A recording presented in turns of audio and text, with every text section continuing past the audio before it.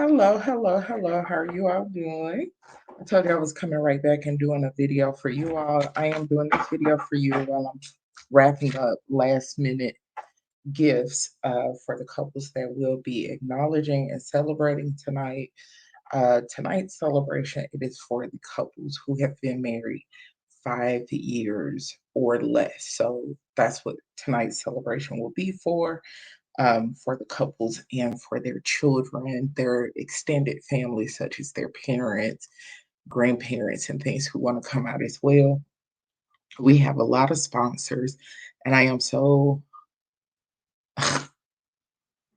I'm very thankful for those who step forward and have contributed so much to bless young couples. You know, they really, really need that encouragement. First for you, they're a blend of things. They're fun, they're exciting. They're fun, they're exciting, but at the same time, you are really getting broken in, into the married life. So, um, God, I'm smiling think about it. I remember those first 5 years of marriage. And people wonder why they always have seem to have kids within the first 5 years. Duh, they're newlyweds. Anywho, um, a thought occurred to me on Friday, and I realized that the lunar moon was on Saturday, right? The Saturday that just passed. And it just dawned on me like a ton of bricks, like boom, so many things are associated with the lunar moon. For instance, in our country, the Super Bowl, New York Fashion Week, Oscars, Grammys, um, Valentine's Day, all of these things are right around the same time of year as the lunar moon. And I was like, that's not coincidence. That cannot be coincidence for everything to be localized around the new moon. It's not in January, which is the beginning of the year. Um, Even though February is the beginning of the year, but still, what I mean by it's not the first month of the year, right? They're doing all of these things in February. New York Fashion Week, Grammys, Oscars. Um, I think the Golden Globes coming up also, and the Super Bowl and Valentine's Day, and then Lent, because Lent begins tomorrow.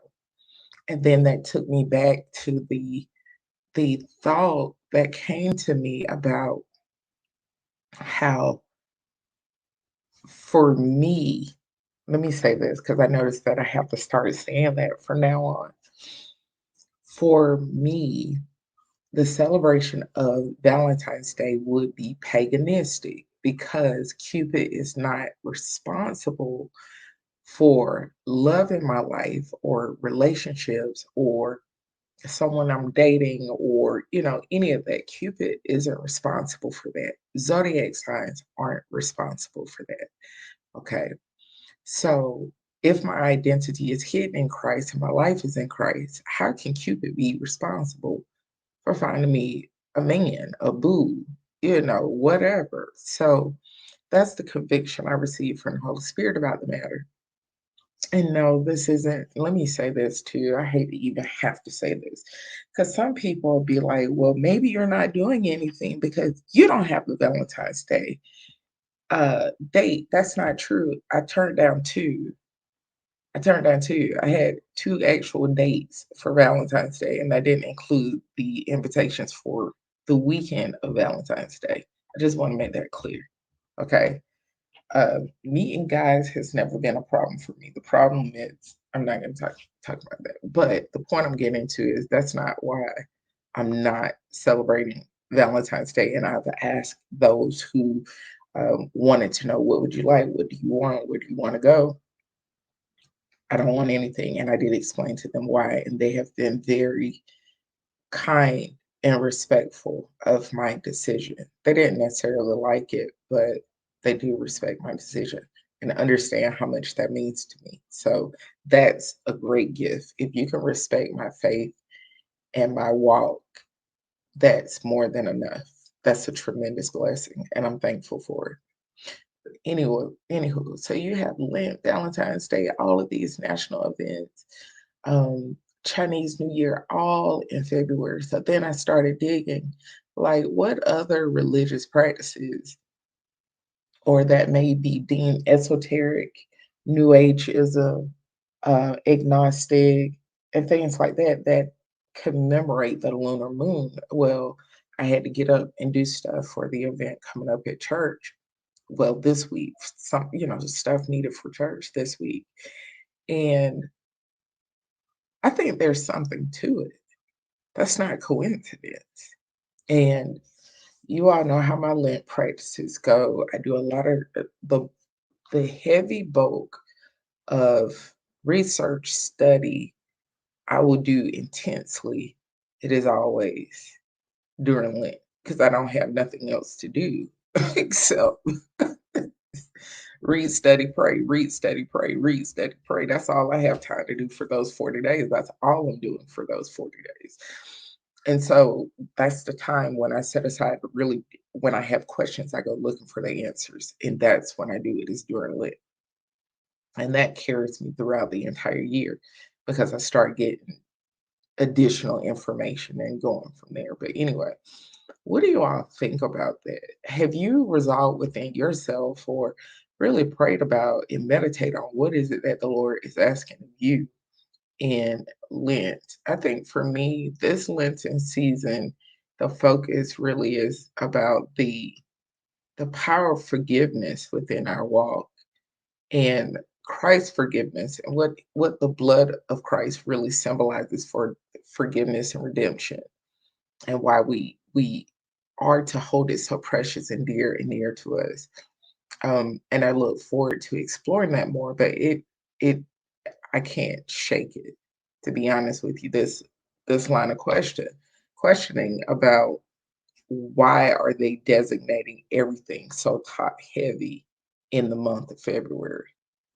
And then I had another thought because genealogy used to be extremely important in the Bible, right? And then you notice that they stopped keeping up with the genealogical uh, lineage of all of these families. It wasn't just about Christ or, Ruth being, and Christ being a descendant of Ruth and things. It's not about that.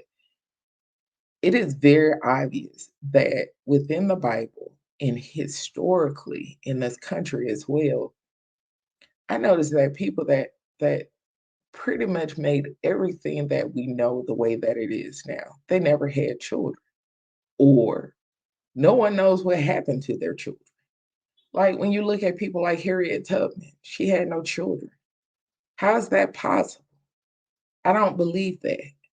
I know that sounds weird, but if you go back and look at all of these historical Black and non-Black figures, you start seeing they didn't have no children or their children died young. Even Abraham Lincoln. Pay attention to how many people who made profound historical strides in this world, they don't have any descendants. Where are they? What happened to them? For example, he's the perfect person, Solomon. Everyone knows about how many children and how many concubines and wives Solomon had. Where are all of those children? And what are their lineages? Where did they go? Where did they? I know good and well he had more than a handful of children. He had a lot of them. He had a lot of them. I'm pretty sure Queen of Sheba went back pregnant, at least with one of them. I know she went back pregnant or something. My point I'm getting to is we're not to worship genealogies and ancestors, right? But I know from just doing a lot of historical research for my family for years, and I'm the person who does it for my family for several branches. There is a lot of information encoded in your ancestors' biography that provides answers, right? Where are these people? For instance, in the Bible, where are Peter's kids? Where's John's children? Where's Paul's children? Where's Matthew's children? Where's Mark's children? You see, where are the descendants of King David? Where are they? Huh? Where are Esther's descendants? Where are they? These people didn't just disappear. How is it that it started even in biblical times of having dead ends about people's lineage and who they belong to and who their ancestors descendants were? It started before slavery. It's in the Bible. It shows you. If you just sit there and read it, you'll see droves of, it specifically as men, you see droves of men who, it's a dead end. You don't see any of their descendants. You don't know anything about them. You don't hear anything about them. And they were good about mentioning the son of so and so and the son of so and so. And you mean to tell me we don't know anything about where are the descendants of King David? None of them. Not one. Solomon? Not one. All of them kids. Yes, I said all of them kids. That doesn't historically, that doesn't make sense. Another one, just for more of a modern context, Dr. W.E.B. Du Bois. He, where are his descendants? There aren't any. It's almost like those who, I don't know. I got to figure it out. But there seems to be a pattern there. Something isn't right, or I'm missing something, or a piece of information, something there's a pattern there that for those who have done astoundingly wonderful, great, majestic things in this world, their bloodline stops with them. Their name is the last one to be remembered. Everybody else, you don't need to know nothing about them. Is it because they don't want them to know who they are? Or is it because they don't have a serve a higher purpose? Or is it because they're being protected? What is it? I'm very good about asking a million and one questions. I used to drive my parents crazy with it. And yes, I still do it. I always, always ask questions. There's no other way for you to learn information or learn anything. I don't, I don't, I don't see anything wrong with asking questions. I strongly recommend people start asking more questions, to be honest with you. If they can't do nothing else, you need to learn how to ask questions. There's no such thing as a bad question. You know, there's information. You get what I'm saying? There's some information that we are missing somewhere. And why do they want us missing the information? And who would benefit? And it's not just about African Americans. I mean, I told you, Abraham Lincoln's son, only child we know of that he had, the child died very young. It's almost like they went around killing people, kids. I'm serious. It's sick and heinous. Yes, I trust me. I know. But make it make sense. I mean, have you all ever sat down and had any of these thoughts and realized this pattern of the disappearing descendants?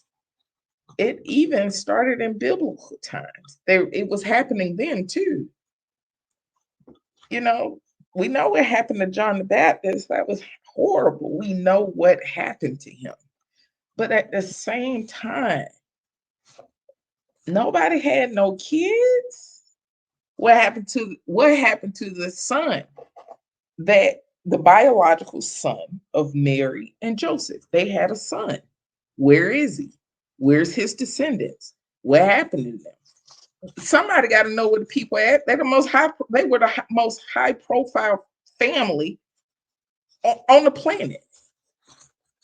Literally. Somebody know where that family at.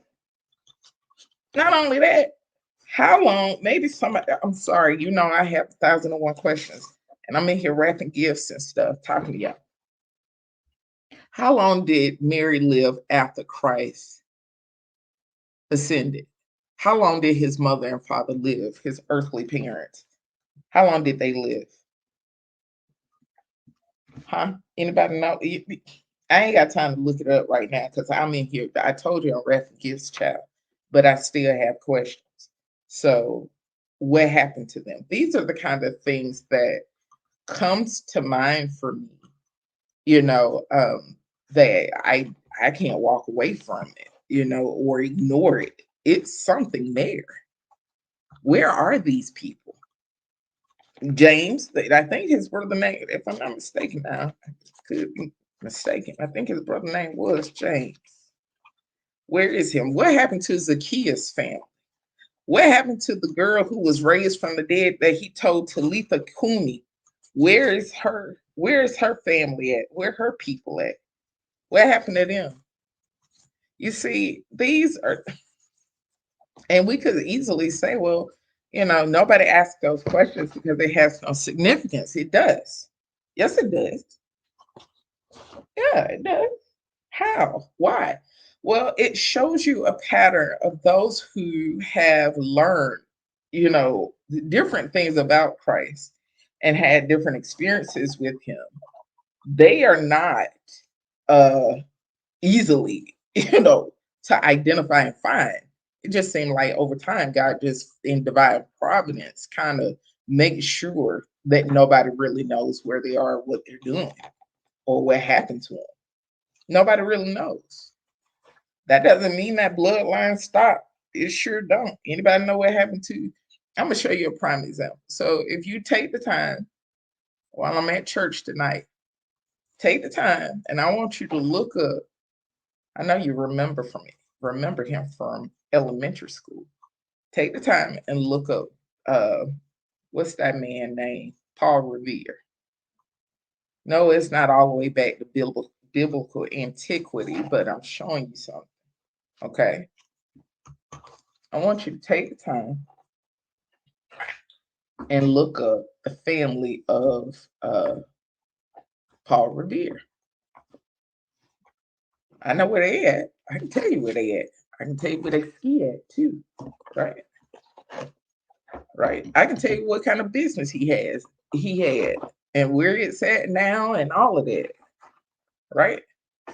But nobody can tell you what happened to anyone remotely related to or kin to Dr. W.E.B. Du Bois or any of the people from the Harlem Renaissance. Huh? That don't sound right, does it? What happened to Elizabeth and her husband? She came to the house and her baby got the Holy Spirit in her stomach. Nobody knows what happened to these people. I mean, the Jewish faith were the best record keepers in the whole world. They really were. I'm not kidding. That's proven too and documented as well. But these are the things that I think about and consider when we take things for granted, such as the graces on our life,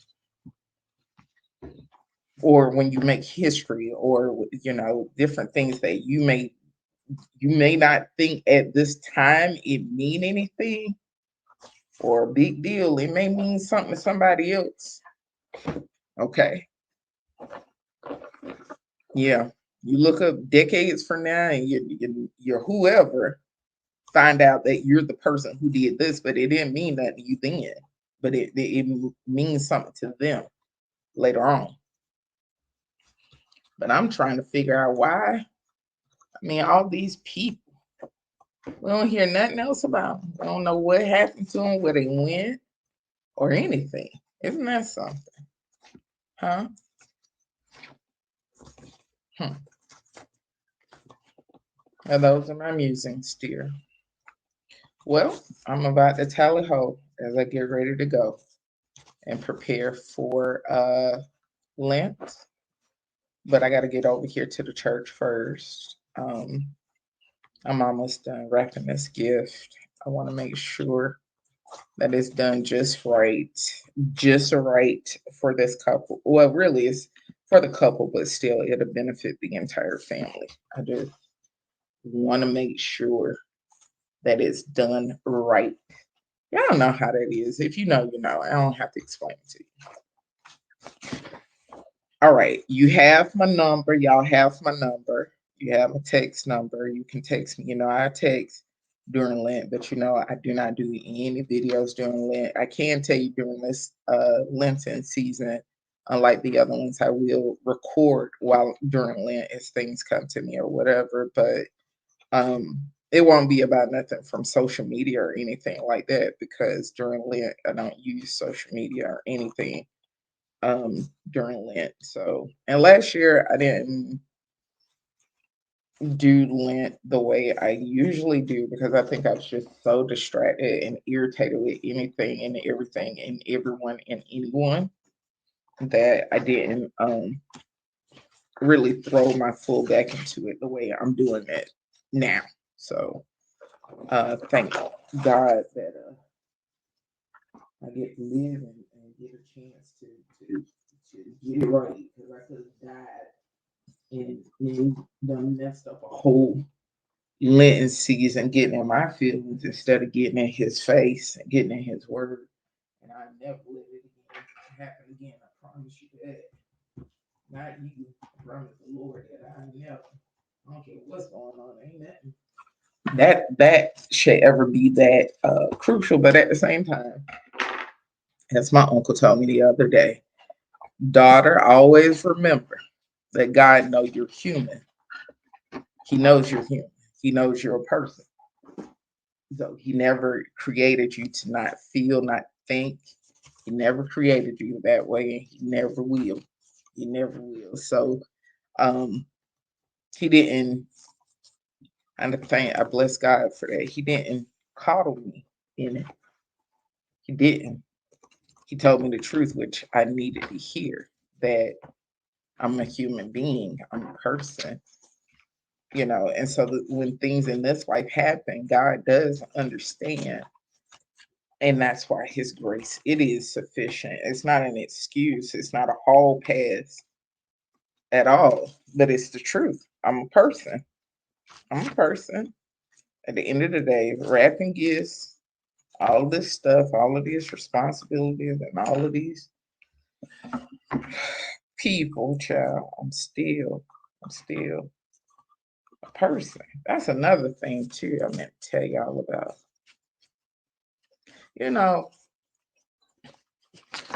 I I have never heard women say, well, I'm still just a woman. I'm just a woman.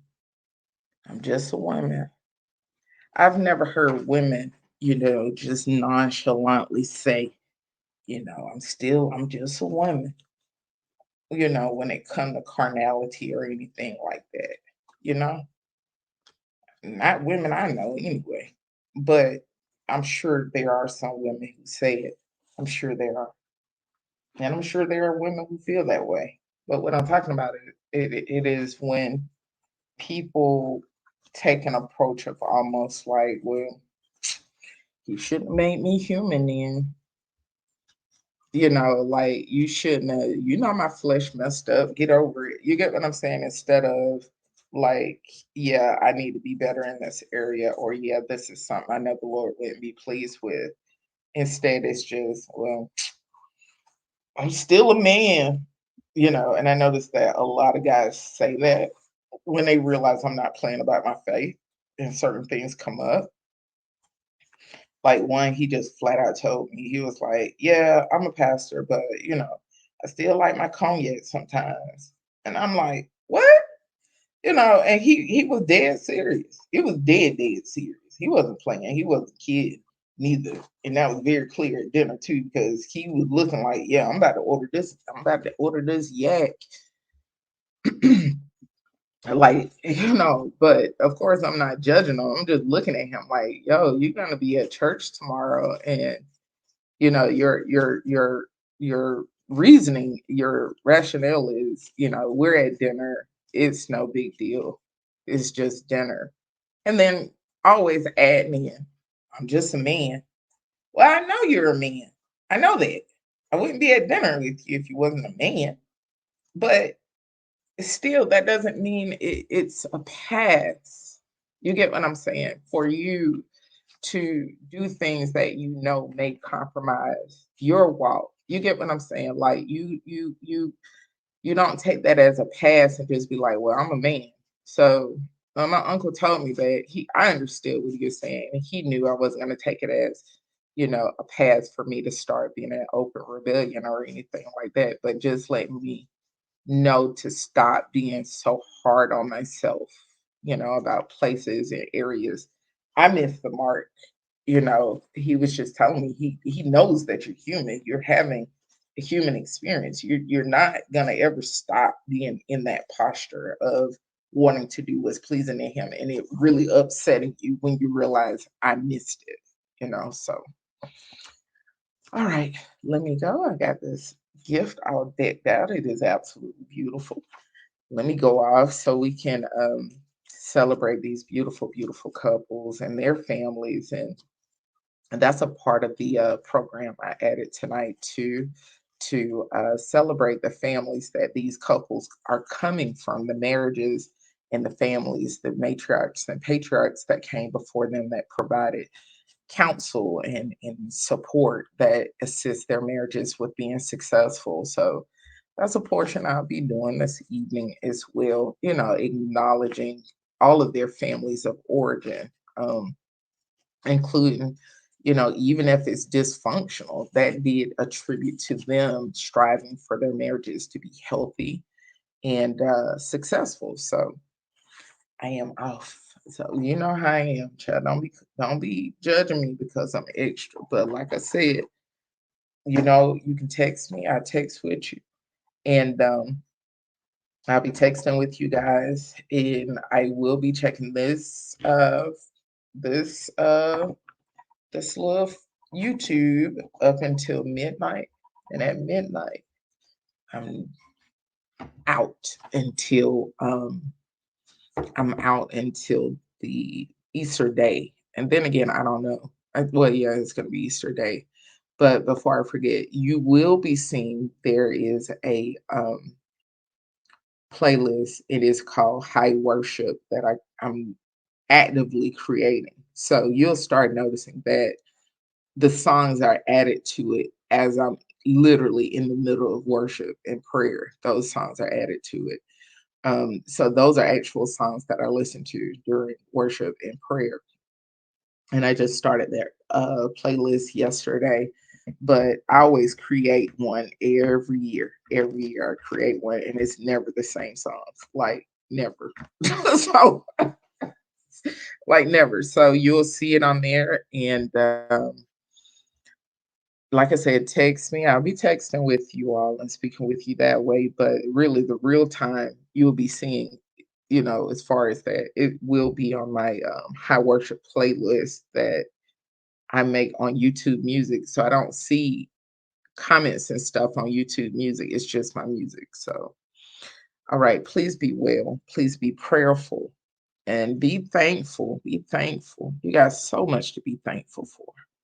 You do. You really do. You have so much to be thankful for and so much to celebrate. Um, yeah. So like I said, I'll be texting with you, talking with you. But you'll see the playlist, but I'll be cutting off comments starting at midnight. So I love you guys so much. Air hugs, not even air hugs. I really want to give you all real hugs. I'm a hugger. But please, please, please, please, please continue to stand flat footed in your faith, no matter what, honey. Skin knees, broken bones, limping, whatever. I don't care. crawling on bloody stubs. You stay in there. You stay in there. You got a purpose and you got a destiny. You got an identity, and you have so many blessings, so many blessings, so many blessings, miracles, and abundance that is truly yours and meant for you in your life. All right. I love you all so much. I will see you soon. Many blessings to you. Bye, dears.